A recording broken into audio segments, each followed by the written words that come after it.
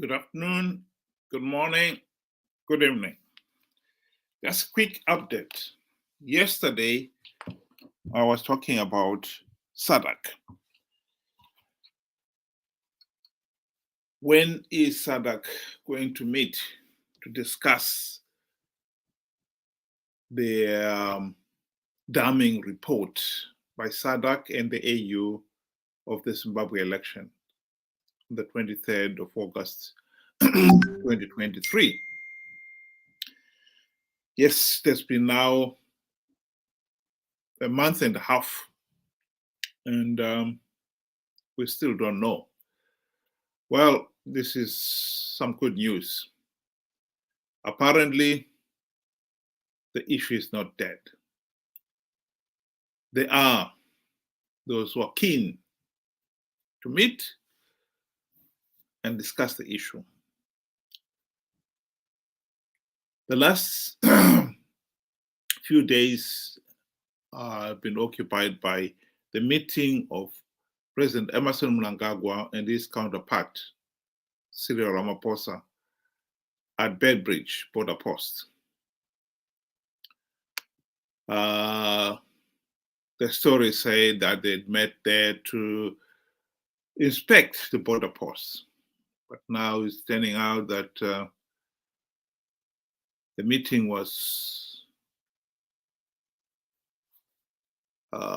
President Mnangagwa trying to pressure his South African counterpart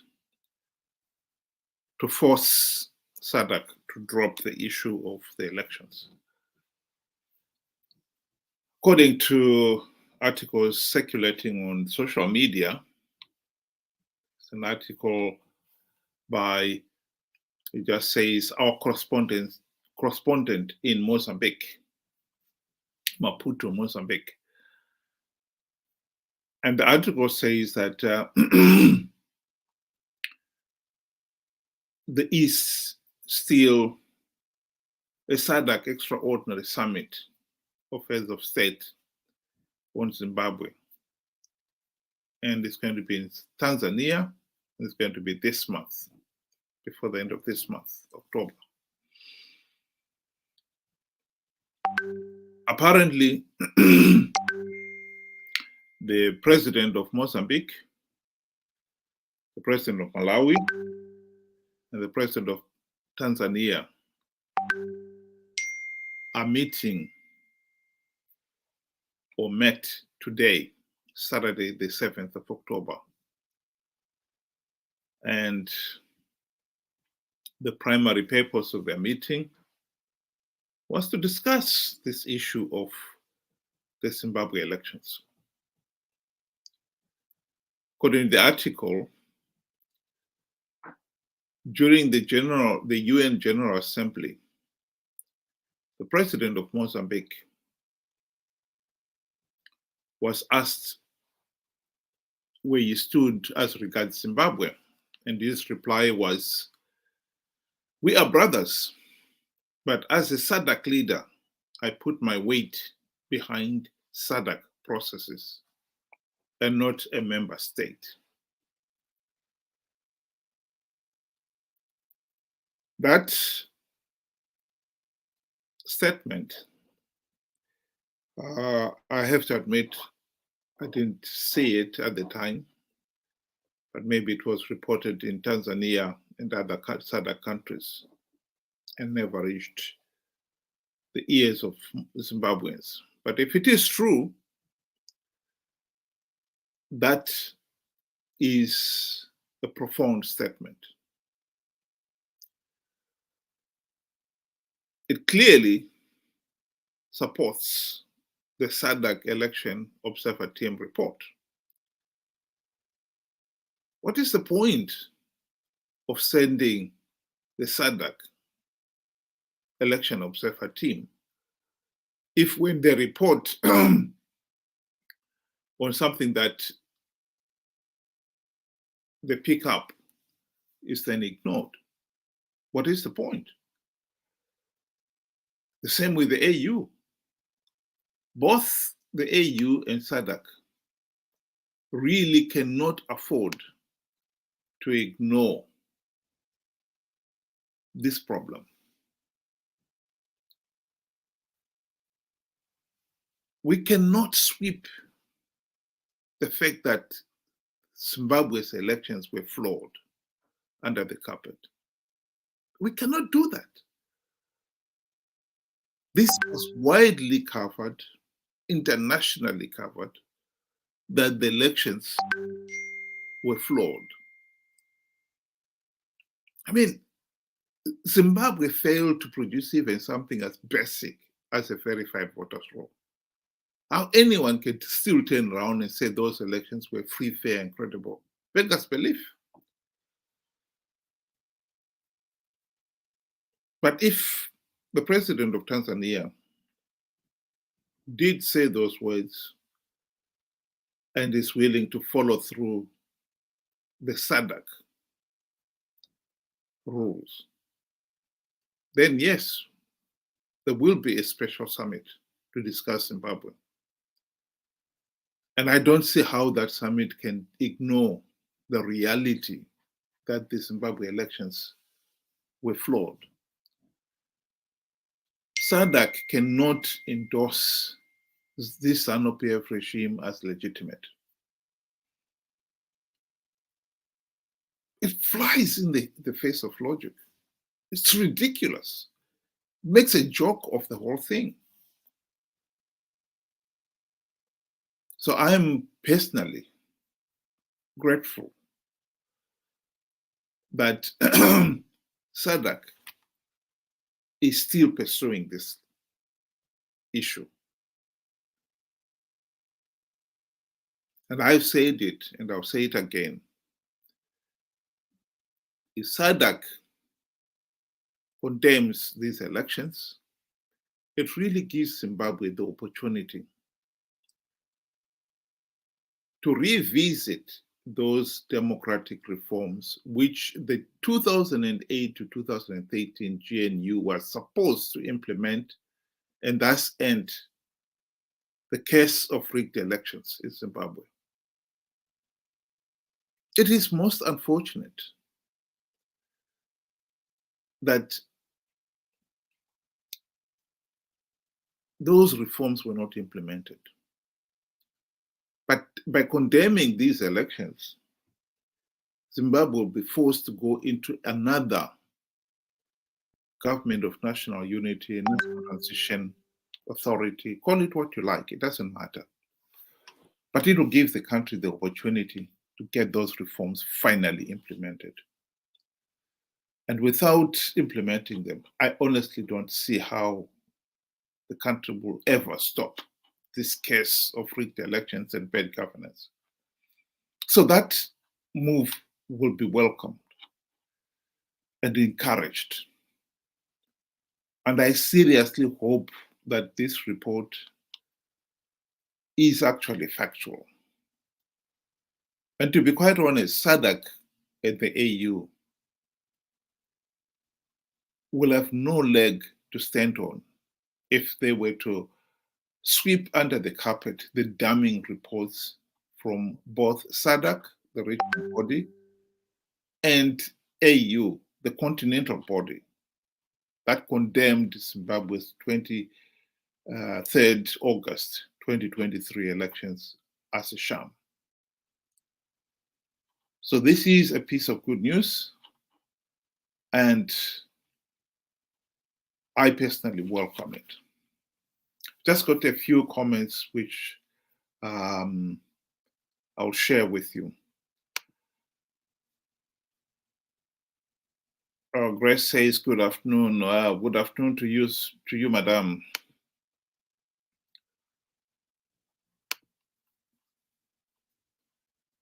And Michael Brown says, we were busy fighting against the eggs, ZANU-PF, oblivious to the fact that we were not seeing the dragon, ANC, SADC, who laid them eggs and handed us over to Mnangagwa on a silver platter. Well, I think for ANC particularly, President Cyril Ramaphosa, he had made an undertaking as far back as November last year that ANC would not allow regime change in Zimbabwe. That was an outrageous statement, to say the very least. ANC and South African government have no say on who governs Zimbabwe. And for them to come up with such a profound statement was an outrage. It is the people of Zimbabwe in a free, fair, and credible election who has the right to decide who governs the country.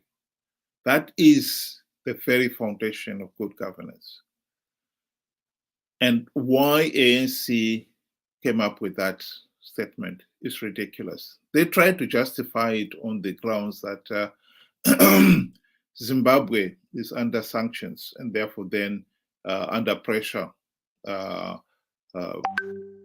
have regime change. Again, it is ridiculous. Are we saying here that if the right of the people of Zimbabwe to a meaningful say in the governance of the country can be suspended because there are sanctions? What has that got to do with the ordinary woman and men who were being frog-marched to attend ZANU-PF rallies and then forced to vote for ZANU-PF?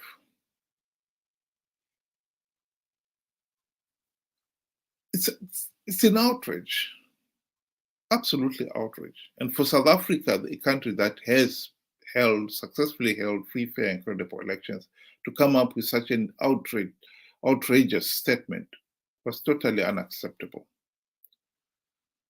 And I hope that the other SADC leaders are going to ignore all these political machinations behind the scene by Cyril Ramaphosa to try to stop regime change in Zimbabwe. The elections of the 23rd of August were not free, fair, and credible. And therefore then the people of Zimbabwe were denied the right to have a meaningful say on who governs the country. And it should not be for South Africa to decide that regardless, ZANU-PF is the one that rules the country.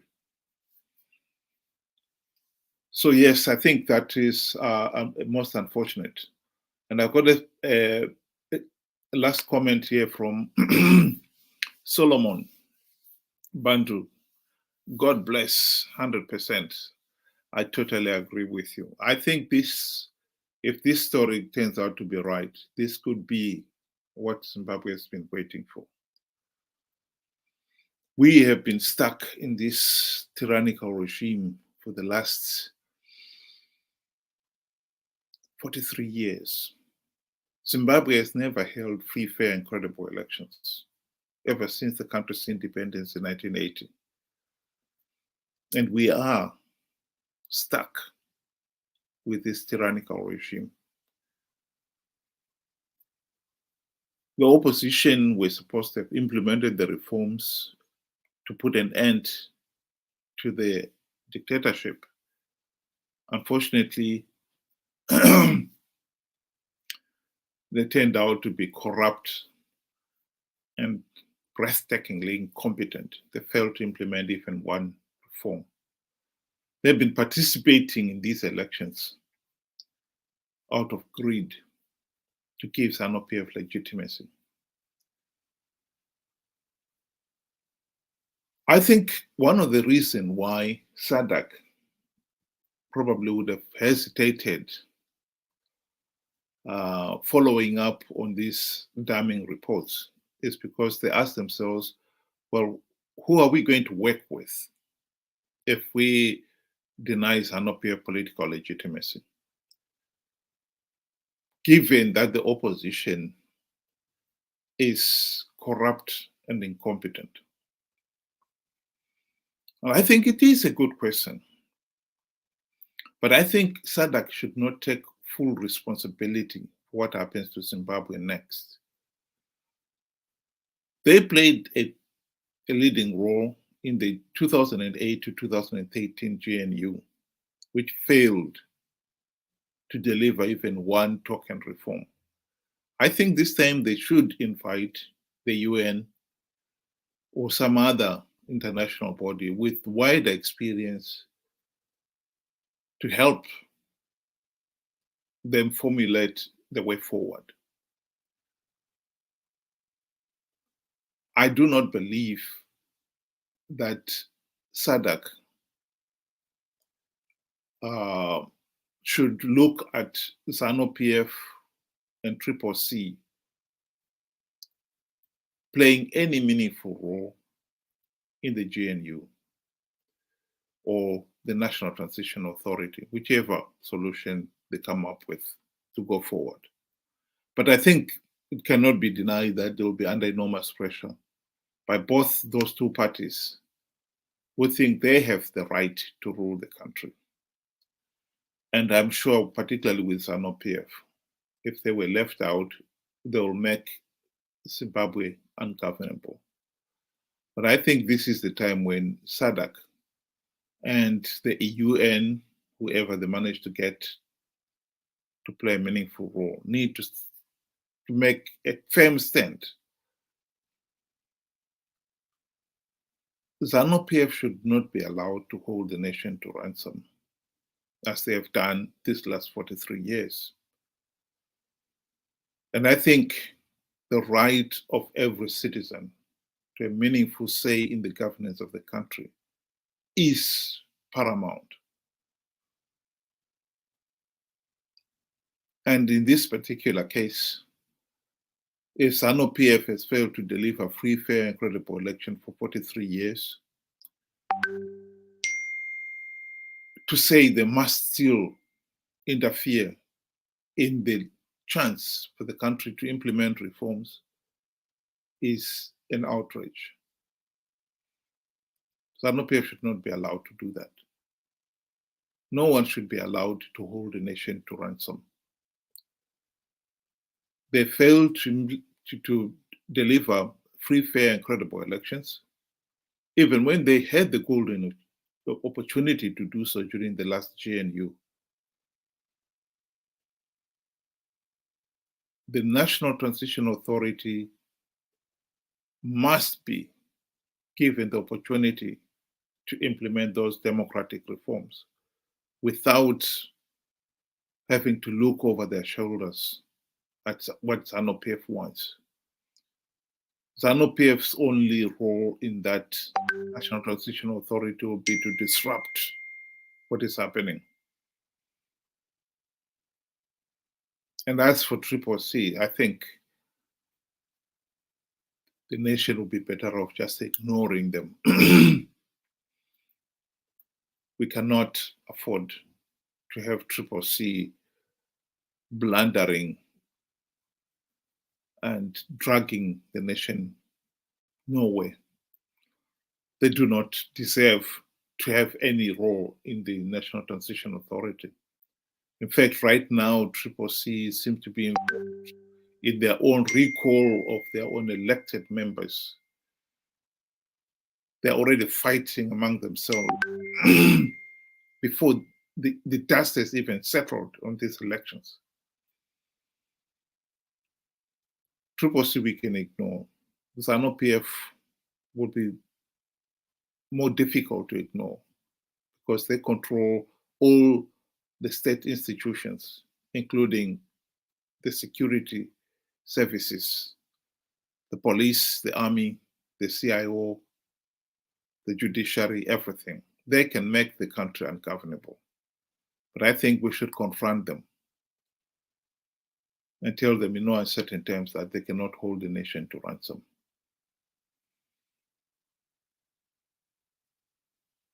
The National Transition Authority must be allowed to implement the democratic reforms. And ZANU-PF should not be allowed to stop that process.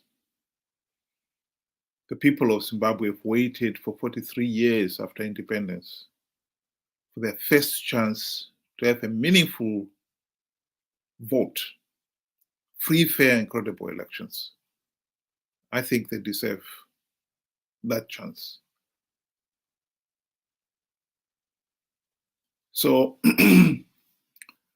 we'll have to wait and see whether this indeed comes true. Just got one last comment here, which I will show before we shut down. Spanda says, if CC is left out, even ZANU-PF must be left out. Oh yeah, I mean, if CC is included, actually, you could say, then ZANU-PF will insist in being included.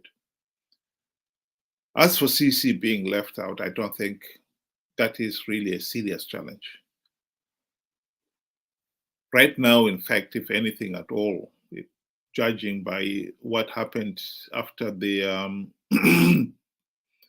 palace coup, after the death of Morgan Tsvangirai, as you know, MDC Alliance started fighting over who was the president of the party, to the point where their MPs were being recalled, first by Thokozani Kupe and then Douglas Monzora, and to the point that the opposition was totally ineffective in the last parliament. And from the media coverages that is going on right now, it looks like they are at it again. They're fighting among themselves. And a number of MPs and councillors have already been recalled, starting yet another in-house fighting. And there was an article saying that Chamisa has disowned the guy who wrote that letter, the letter recalling those MPs and councillors. And if one was to ask, so who is the legitimate Secretary General of CCC? I think it would be fair to say that even Chamisa himself doesn't know. That's how confused the situation in the CCC is. And in this particular case, even if we assign them a role, I don't think CCC will play any meaningful role. They'll be too busy fighting among themselves to be of any use in that GNU. If anything at all, they will only be disruptive. I think we can get away from that situation. We desperately need to have the democratic reforms implemented without failure this time. This could be the last chance the country has to implement those democratic reforms in this generation. And we should not waste it. And we should not allow ZANU-PF to hold the nation to ransom over that issue. That is not negotiable. And I think that should be stated from the word go. If this extraordinary summit does take place in Tanzania, then it opens the door for that possibility, and we should not be found wanting in saying exactly what we want to see happen. And I think that is the position that Zimbabweans should attack right now. So for the time being, let's watch this space. Let's see whether this extraordinary SADC summit to discuss Zimbabwe will take place. If it does, and I pray that it does, I think it will open the new chapter in Zimbabwe's history. We will finally have another chance, another bite of the cherry to get out of this cycle of rigged elections and bad governance. And we must not waste that opportunity. So with that, thank you very much for listening, and have a good day.